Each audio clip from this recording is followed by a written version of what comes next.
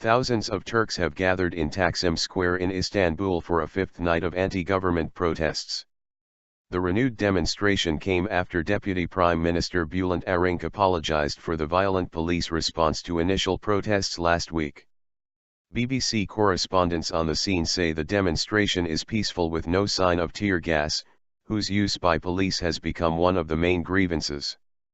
Protests over the demolition of a park grew into days of unrest across Turkey. The atmosphere on Taksim Square is almost celebratory as the protesters realize the government is trying to conciliate, the BBC's Paul Mason reports from the scene. The crowd is massive, ranging from football fans to well-heeled professionals, our correspondent adds. People have been chanting "Have you heard us?"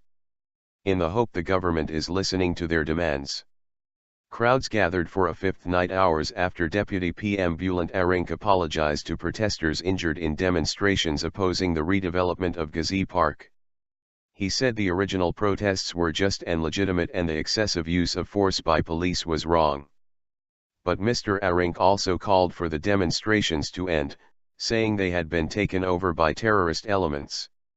Mr. Arinc's conciliatory remarks contrast with the tougher line taken by Prime Minister Recep Tayyip Erdogan, who says the protests are undemocratic. Speaking during a trip to Morocco, Mr. Erdogan told reporters, "On my return from this visit, the problems will be solved." Meanwhile, Turkish television station NTV has apologized for failing to cover the initial protests. The chief executive of the conglomerate that owns NTV, CM Aydin of Dağız, said criticism of the channel was fair to a large extent. "Our audience feels like they were betrayed," he said after a meeting with staff, some of whom resigned in protest at the lack of coverage. Protesters have turned to social media to spread their message and coordinate demonstrations, the BBC's Sophie Hutchinson reports from Istanbul. Earlier on Tuesday, the left-wing KESK Trade Union Confederation, representing some 240,000 public sector workers, began a two-day strike in support of the protests and accused the government of committing state terror. Another trade union confederation, DISC, has said it will join the strike on Wednesday. Authoritarian tendency.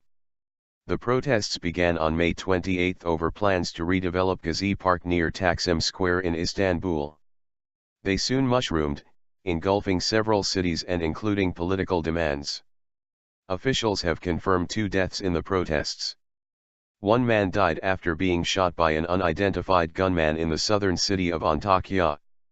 Another died after being hit by a car that plowed into a crowd in Istanbul. The Turkish Human Rights Association, an NGO, said more than 2,800 protesters had been injured across the country, many of them seriously, and that 791 had been detained, of whom around 500 have since been released. Mr. Arinc said that 244 police officers and 64 protesters had been injured, and more than 70 Turkish lira, £24 million, $37 million, worth of public damage had been caused.